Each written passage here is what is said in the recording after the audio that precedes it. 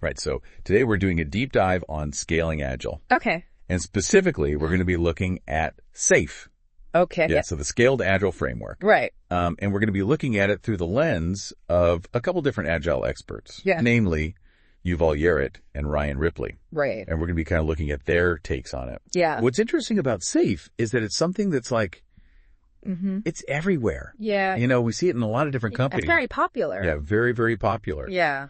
But it's also something that's very hotly debated, I would say, within Agile circles. It is. Yeah. It's one of the things that I think people have very strong opinions about one way or the other. For sure. For sure. And I think that's what makes it so interesting to talk about. Right?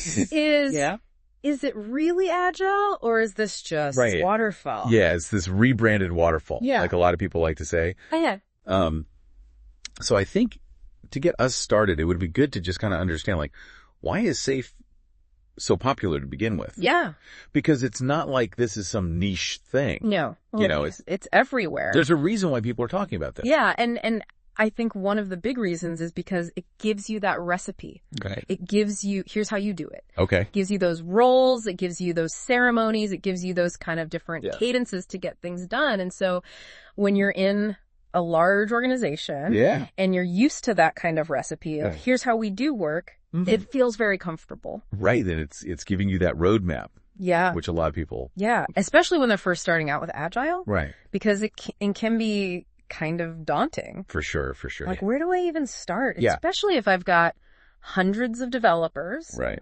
And, you know, all these different. Like you've got multiple product lines. Yeah. And like, how do you even begin to wrangle that? Yeah. And executives are asking you, how are we doing? Right. What's the progress? When can we expect this? Right. Exactly. And they want to see it on a Gantt chart. Yeah. They want to understand those dependencies. Right. So I think that's a big part of the appeal is that it gives you that recipe that a lot of organizations are looking for. Right. And it seems to check that box of being agile. Yeah. But also having that structure. Exactly. But the question then becomes, is that actually agile? Yeah. Or are we just kind of slapping a new label on something that's fundamentally the same as what we've always done? Right. Are we putting agile lipstick on a waterfall pig? There you go. There you go. Right. And that's where those critiques of it being rebranded waterfall start to have some weight, I think. Right. It can create this environment where you're so focused on the structure that you lose sight of those agile principles. Right. So you mentioned this idea of structure. And I think that's something that we see very clearly in SAFe's approach to things like PI planning. Right. Program increment planning. Yeah. And, you know, for folks who might not be familiar, that's SAFe's way of basically getting all your teams on the same page. Aligned, yeah. On a shared plan. Right. So you're taking like this big time box, which is often like 3 months. Right. Typically. And you're trying to figure out, okay, like how do we coordinate all these different teams to work together? Yep. And that can be really powerful, especially when you've got all these dependencies. Right. But it also introduces this risk of doing too much upfront planning. Right. And that's where some of the critics come in. Exactly. And they say, like, hold on a second. Like, Agile is all about being adaptable, being flexible. Right. Responding to change. And if we're locking ourselves into these big 3-month plans. Right. Are we really doing that? Right. And you see examples of this playing out in the real world. Right. I mean, you look at what happened with Southwest Airlines. Right. Last year with their holiday meltdown. The holiday travel meltdown. Yeah. I mean, obviously, there were a lot of factors at play there. Their technology was outdated. Yeah. A lot of people pointed to their use of SAFe. They did. As a potential contributing factor. Because they had potentially planned themselves into a corner. Right. And so they weren't able to adapt. Right. When things inevitably went wrong. And they did go wrong. Yeah. Yeah. And I think, you know, to be fair, to kind of play devil's advocate here. Yeah. Even proponents of SAFe would say that, you know, you shouldn't be treating these plans as set in stone. Exactly right. They're not. It should be a guide. Right. It's a starting point. Right. It's not the end all be all. Exactly. Right. And so there's this emphasis on continuous improvement. Yep. Regular checkpoints, feedback loops. Yep. But I think it's all about that inspect and adapt. It is. Yeah. That's core to Agile. And SAFe at least says that they're trying to embrace that as well. Right. So it's just a matter of, are you using it the way it's intended to be used. Right. And how much of that is, realistic in practice. Exactly. Right. Because you can have all the mechanisms in place. Yeah.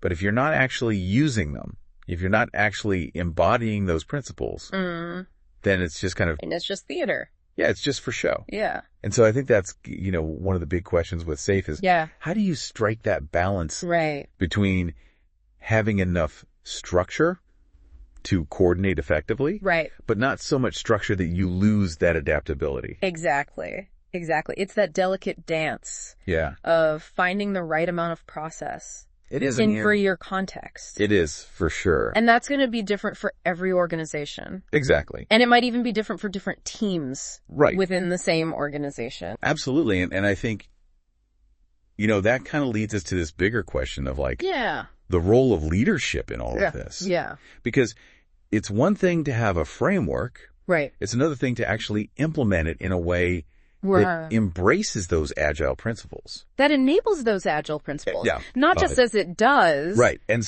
that's really where the rubber meets the road. It is, yeah. With SAFe. Yeah. Is how much are those leaders bought into the why? The why. The why behind Agile. Are they just doing this because it's the latest buzzword? Is it a way to get something faster? Right. Are they just chasing... Cheaper? Right. Right. Or are they actually trying to create a culture? Right. Are they trying to change the way they think about work? Right. Fundamentally. Exactly. And I think that's something that we'll see come up again and again as we kind of unpack some of these other more controversial aspects of SAFe, like the redefined role of the Scrum Master. Yeah. And the fractured product owner, both of which have caused a lot of debate. A lot of debate. Yes. A lot of strong opinions. Yes, very much so. We'll dive into those right after this. So we're back and ready to unpack some of those more controversial aspects of SAFe that we kind of hinted at. Yeah. And I think a good place to start is with the role of the Scrum Master. Okay. Because this is one where SAFe does things a little bit differently than what you might see in... Yeah, than kind of traditional Scrum. Yeah, traditional Scrum. Yeah. And this has led to a lot of... Controversy. Yeah. Yeah. Because, the term project manager in disguise gets thrown around a lot. It does. And you can understand why when you start to look at, what is a Scrum Master in SAFe? Yeah, give us the rundown. What are they actually doing? Yeah. So, in Scrum, the Scrum Master is really there to serve the team, to remove impediments, to help the team kind of gel as a unit. Right. And really embrace those Scrum values. Right, to be that coach, to be that facilitator. Exactly. To be that shield almost from the rest of the organization. Protecting the team. Exactly. Yeah. But in SAFe, they take on some additional responsibilities. What kind of stuff are we talking about here? So they might be responsible for coordinating with other teams. Okay. They might be responsible for facilitating some of those larger SAFe ceremonies. Okay. Like PI planning. Right. They might even be responsible for managing up. Okay. To some degree. Interesting. So, shielding the team from outside interference, but also kind of managing those expectations. Okay, so there's this element of reporting and... Yeah, there's definitely a reporting element, and so you can see where that starts to feel a little bit. Yeah, it's a lot more than just serving the team. It's a lot more project management. Right, and so for a lot of people in the Agile community, they see that and they say, hold on a second. That kind of goes against the whole point of self-managing team. Yeah, if we're trying to create these teams that are empowered to make their own decisions, why are we giving them a project manager in a different guise? It's like we're taking a step back. Exactly. And instead of forward. Yeah, and it creates this weird tension. Right. Where the Scrum Master is kind of caught in the middle. Right. Is it about serving the team or is it about adhering to the SAFe structure? Exactly. Are you the coach or are you the referee? Right. And it's hard to be both. It is. Right. So how does SAFe kind of address that criticism? Because I'm sure they've heard that before. They have. And I think their perspective is, we're trying to meet organizations where they are. Okay. And the reality is a lot of organizations aren't ready to just flip the switch. Right. And suddenly have these completely self-managing teams. It's too much of a culture shock. It's a huge culture shock. Yeah.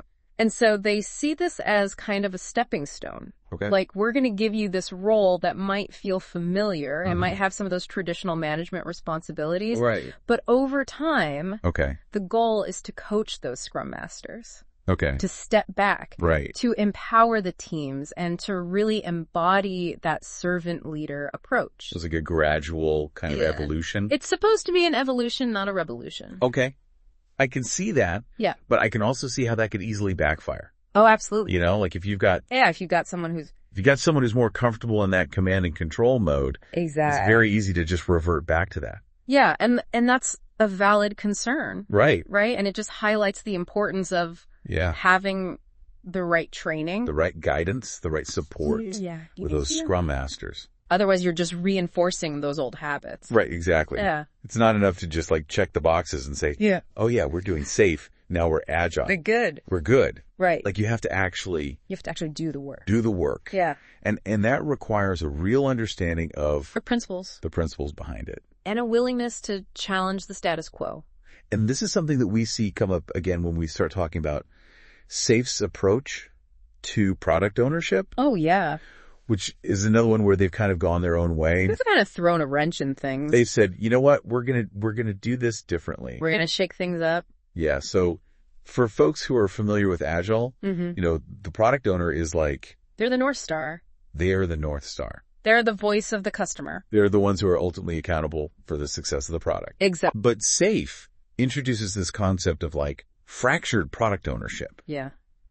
Which sounds a little scary. It does a little bit, right? Yeah. So instead of having that one clear voice, you now have a whole chorus of product owners. You've got product owners, you've got product managers, you've got solution managers, you've got epic owners, right, all with their hands in the pot. So we've got all these different people with different titles, different levels of authority, and potentially even different priorities. Right. All kind of vying for control over the product. Yeah, and that can create a lot of confusion. Right.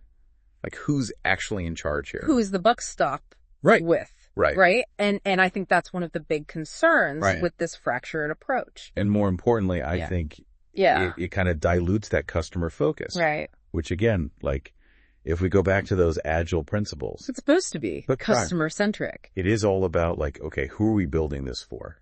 What are their needs? What are their pain points? Right. How do we deliver value to them? Yeah. Are we solving their problem? Yeah. Are we building the right thing? But when you have so many layers between... It's lost to. The team... It's so easy to get lost in translation. And the customer. Yeah. It's very easy for that message to get muddled along the way. Yeah, absolutely. So how does SaferGo address that? Because that seems like a pretty big... Yeah, it's a big one. And I think... A pretty valid criticism. It is. And I think their response is, you know... Yeah. Again, we're trying to meet organizations where they are. Okay. And the reality is a lot of these large organizations already have these layers. They have these hierarchies in place. They've got these existing decision-making structures. Right. So it's less about like, let's blow it all up and start from scratch. Right. And more about like, how do we work within... How do we make this? The existing system. Right. Which, I mean, I can see the logic there. It's pragmatic. It is pragmatic. Right. But the question then becomes like, at what cost? Right. Like, are you really embracing Agile? Right. Are we just kind of Are we just slapping a new label on the same old thing, just with more steps? Exactly. And I think that's something. And that's the thing that's hard to answer. It is. Because it's context dependent. It is very context dependent. Every organization is going to be different. And it's something that, you know, anyone who's considering SAFE really needs to kind of grapple with. Yeah, you really need to understand. Like, what are we trying to achieve here? What are your goals? Right, and how does this framework... Is this the right tool? Help or hinder those goals? For the job. Because it's a tool. It's not a magic bullet. It is absolutely a tool. And like any tool, it can be used effectively or it can be used ineffectively. It can be misused. It can be misused. Absolutely. So I think that's a good place to kind of start wrapping things up. Yeah. You know, as we've been talking about SAFE. It's a powerful framework. It's very comprehensive. It's got a lot of different components. Yeah, there's a lot to it. It can be really helpful. It can be. For organizations that are trying to scale Agile. Especially if you're in that environment where you need some of that structure. Yeah. You need that recipe. Right, where you need to be able to kind of point to something and say, here's how we're doing it. This is Agile. This is Agile. We've got the certifications to prove it. Yeah, we've got the training. We've got the certifications. Doing the thing. We're doing the thing. Yeah. But it's important to remember that it's not just about checking the boxes. Yeah. It's not about just going through the motions. It's not about just like putting on the safe hat. Yeah. And suddenly everything's better. And assuming that that's going to solve all your problems. Right. It's about the mindset. It's about understanding the principles. Yeah. Being willing to challenge the status quo. Challenging those assumptions. And continuously learning and adapting. Continuous improvement. Yeah, because that's what Agile is all about at its core. That's the heart of it. And if you're not doing that... Yeah, if you're not living and breathing that... then it doesn't really matter. Yeah, it doesn't matter what framework you're using. It doesn't matter what certifications you have. Right. It's not going to magically transform your organization. It's not a silver bullet. So as you're out there navigating the world of scaling Agile... yeah. Keep exploring. Keep asking those questions. Keep learning. Keep experimenting. Don't be afraid to try something new. And most importantly, keep those Agile principles close at hand. Those are your guiding lights. They are your guiding lights. Yeah. And they'll help you find the path. They'll keep you on the right track. That works best for you. Absolutely. So with that, I think we'll wrap it up there. Sounds good. Thanks for joining us for this deep dive on SAFe. Thanks for having me. Until next time, keep on Agiling. Keep on